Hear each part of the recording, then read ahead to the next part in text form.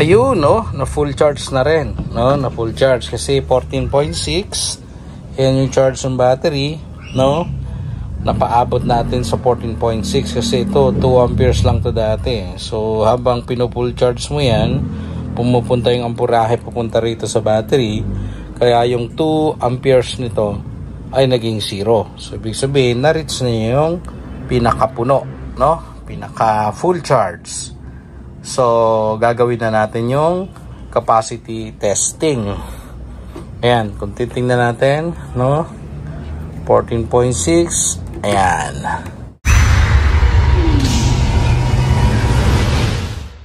Ayan mga ka-solar, so magsisimula na tayo ng ating capacity testing. At ang starting voltage natin ay 14.08. Pero na-charge natin yan hanggang 14.6. So makikita natin dito, no, dito yung runtime niyan. Diyan natin malalaman kung ilang oras, no, hanggang sa makarating tayo dun sa cut-off voltage. At makikita rin natin mamaya dito yung amperahe, constant yon, constant, kasi naka-off pa yan, yung OF na yan. Okay, so na-tap naman na natin ang positive at saka negative dito. Ayan, no, papakita ko. Ayan, ito yung positive at yan yung sa negative. Okay, i-on na natin, no. Subukan na natin i-on. Ayan, medyo maingay lang yan. Okay.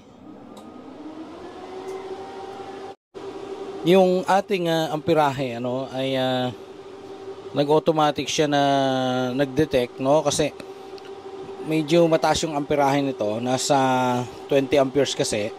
Pero ang nakikita natin na ginagamit niyang pang-discharge na amperahe ay nasa 12.7. So iyan ang susundan natin, no. So kung ganon, hindi 256 ang magiging load niyan. Instead, kung kukunin natin ay nasa more than 100 lang yan, no. Ibig sabihin ay kung nominal voltage ang ating kukunin na load niyan, aabot ng 163 watts, no, 163. Iyon yung magiging load niya in terms of energy or wattage. Pero makikita natin yan na 12.71. So kung i-estimate natin yung time or yung period, no, ng pag-discharge niya, medyo mahaba-haba kasi 100 ampere hours, no, ito divide 12.69 or 12.70 or 75. Okay, so tingnan natin, nasa almost 8 hours. So almost 8 hours, no. So tingnan natin kung talagang aabot pa or lalampas yan ng 8 oras na pag-discharge. Okay, so babalikan natin yan mga ka-solar.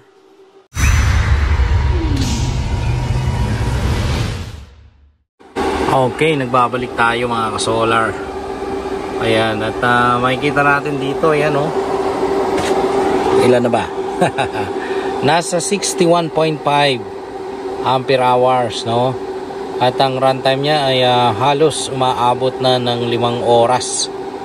So ganun pa rin, 12.33 yung discharging current natin. At halos nasa 160 plus ang watts niyan. More or less 160 watts. 12.95 na yung volts natin. At titingnan natin kung hanggang saan ang kayang ibaba, no, kung aabot siya ng 11 or 10.5.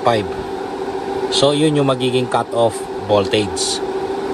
So babalikan natin yan mamaya mga ka-solar. Tingnan natin kung hanggang saan ang aabutin. Ayan. At malapit-lapit na rin. Siguro nakakalahati ng mahigit to kasi 61 eh. So nasa 61% na yan kung talagang titingnan natin, ano, base sa 100 ampere hours. So kung lalampasan niya yung 100 amp hours na yon, halos sa abot ng 8 oras ang ating pagdi-discharge. Kaya babalikan natin ito mamaya. So siguro susunod niyan ay sa 6 hours. Sa pang 6 hours tayo babalik.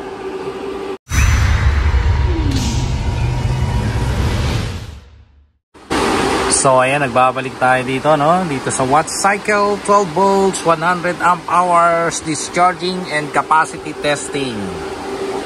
Ayan. So 77 ampere hours ang ating running capacity. 12.84 volts, 12.22 amperes ang discharging current. At nakakatapos na tayo ng 6 na oras, 13 minuto or 14 na minuto. Ayan. So medyo may ibubuga pa yata dahil ang gusto natin patunayan dito ay makaabot, no, sa 100 amp hours. At ito nga ang nakikita natin ay nasa 77.17 ampere hours pa lang. So meron pang natitira siguro mga mahigit 1 oras bago tayo matapos dito. So magbabalik ulit tayo mga kasolar.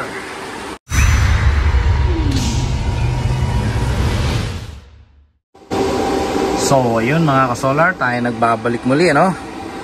Balikan natin itong ating capacity testing. At eto, ang voltage ay 12.67. Ayan. Yung amperahe medyo bumababa na, no? 12.05, pero nag-start naman yan sa 12.6. At ang kanyang capacity sa ngayon ay 87.1. Yung runtime natin, no, medyo humahaba na yung oras, nasa 7 hours na. So baka may 1 oras pa mahigit tayong hihintayin para malaman natin kung ilan talaga yung capacity nitong battery pack na ito na 1 cycle. So mamaya aabangan natin yan pagka umabot na ng 90 or 95, tututukan na natin ito. So magbabalik ulit tayo mga kasolar.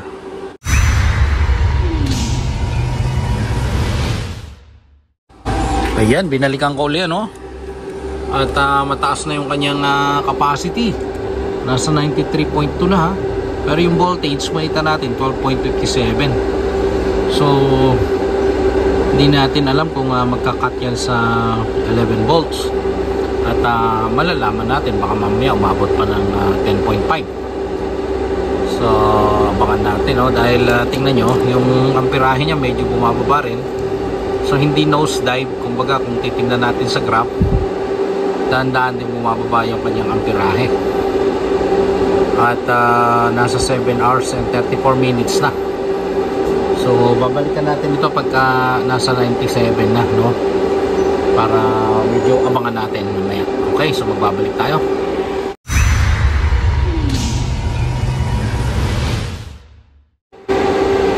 Ayan mga kasolar, so nasa 95 na, ha, 95.1 ang yung capacity. So halos 8 oras na. At may natitira pang 12.55. Kaya sa ngayon ay hahayaan muna natin, ano, na ma-reach niya yung 100 amp hours. So tututukan na natin ng camera para tuloy-tuloy na makakuha at masubaybayan natin, kasi mamaya magba-back to zero kasi yung data nito. At kailangan nating malaman kung ilang oras yung naging runtime, ganun din yung capacity at saka yung voltage kung saan nag-cut off. At ito naman, itong amperahe ay almost magiging insignificant ang value niyan. Okay, so subaybayan na muna natin.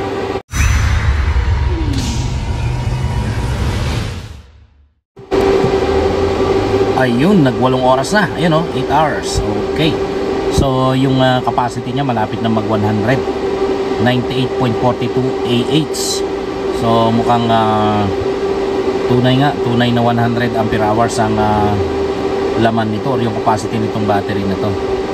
So yung voltage natin, no, makikita natin dito nasa 12.41. Medyo mataas-taas pa yan, no? Para habulin niya yung LBD. Kasi ang talagang LBD niyan ay nasa 11 volts. So yung current niya ngayon, yung amperahe, ito nasa 11.8.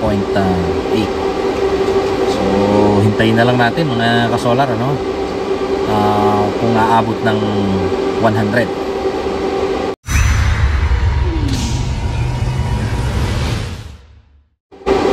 So ayun, nakita naman natin, ano, nag 100 na. Ayan. So nasa safe na to, safe na. Ibig sabihin yan ay meron pang ibubuga, meron pang natitira, no? So 100 ampere hours, pero sa ngayon ay lumampas na rin. Ayan, nasa 100.2.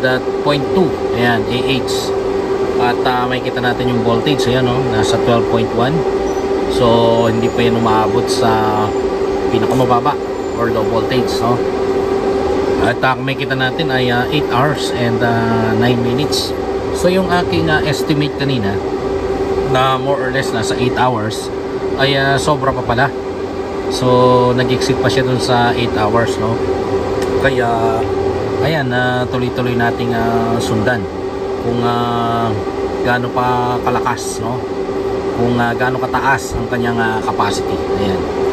So 100.3 AH sa ngayon.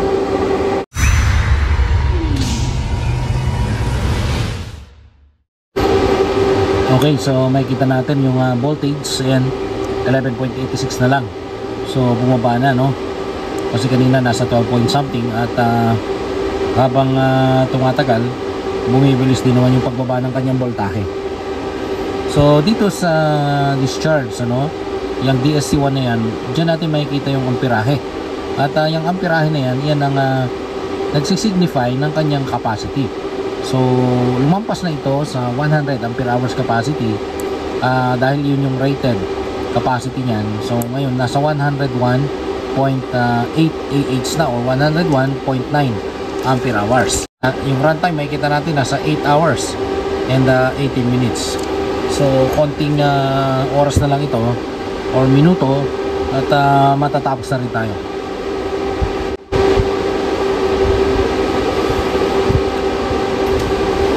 11.6 yung volts. Ayan, 11.9 na yung volts. So nadadagdagan pa yung capacity niya, no? Nasa 102.7. malalaman natin yan mamaya. Pero ang dapat nating tingnan ngayon kung ito ay aabot ng 103 dahil 11.57 na. So hindi ko lang sure kung ang magti-trigger dito para mag-cut off ay ang kanyang built-in BMS nitong battery. Ayan. Kung magti-trigger yon, no, nakaset sa baba, pero ang talagang low voltage naman yan ay nasa 2.5 bawat isa. So kung nakaseries yung apat na cells na yon, ibig sabihin ang pinakamababa niyan ay 10 volts. So sa ngayon 11.53 pa lang. So bumibilis yung kanyang pagbaba. At malapit na rin mag 103. Yan. So medyo mahaba-haba na rin yung oras na dinischarge yan dahil 8 hours and 23 minutes na. So malamang nito malampasan pa yung 8 hours and 30 minutes. Ayan, at 11.49 na. So tingnan natin muna, no, kung maabot. Ayun, nag 103 na nga. So yan, tuloy-tuloy tayo.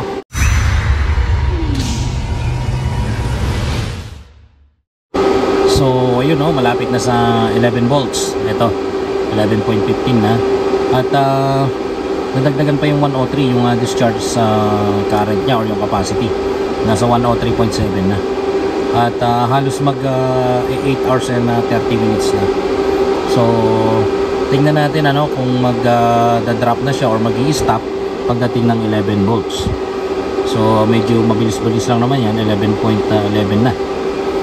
So observe na lang natin ng tuloy-tuloy, ano. Medyo malalim, no, kasi yung kanyang amperahe nasa 10.5 pa eh. So sa ngayon halos 11 volts na yung voltage niya, so talagang bumaba. At 103.9 ang kanyang discharge sa ngayon. So lalabas pa yata ng 104, parang lalampas ng 104 ampere hours. So tingnan natin ano, kasi halos magte 30 minutes na at 30 seconds lang, 8 hours and 30 minutes na yan, no? At 11.01, 104, ayan, 104 ampere hours, ayun. So nag stop sa 11 volts at 104 ampere hours. Okay, so stop na. Okay, so doon nagtatapos ang ating discharge. Okay, maganda. Ayan, so natapos, no? Natapos ang ating discharge at umabot ng 104 ampere hours. So patayin na natin to. Ayan, para maliwanag lang, 104 ampere hours ang inabot at 8 hours and 30 minutes. Ang haba, ang tagal, no? So yung voltage niya nag-cut off sa 11 volts. Okay, so i-charge naman na natin to ngayon. Ipuin lang natin kung mainit. Hindi naman. Okay naman. So tolerable, no? Ayan. At yun ang ating resulta. So hindi naman uminit. Ayan, maganda. Ayan. So yun lang mga ka-solar. Yun lang muna ang ating may papalabas, ano, tungkol dito sa capacity testing ng battery na to. So usap ulit tayo sa sunod na video. Muli ang inyong ka-solar, si Solarens.